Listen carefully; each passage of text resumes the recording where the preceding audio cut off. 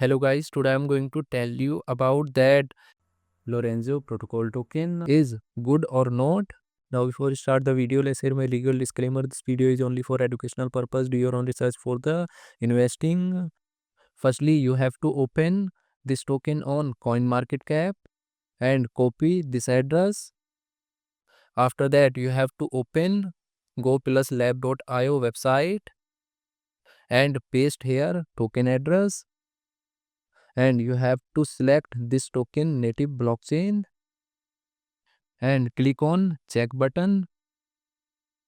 So here you can check risky item and attention item. Risky item is 0 and attention item is also 0. Now here you can see top 10 holders liquidity percentage. Top 10 holders liquidity percentage is around 77%.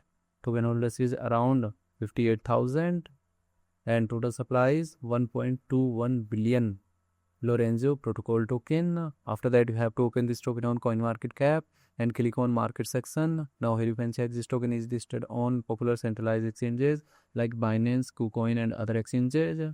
If I share my opinion with you, then this project up to 90% chances that it is a legit or good project. So guys, don't take my opinion as a financial advice. Do your own research for the investing. Thanks for watching.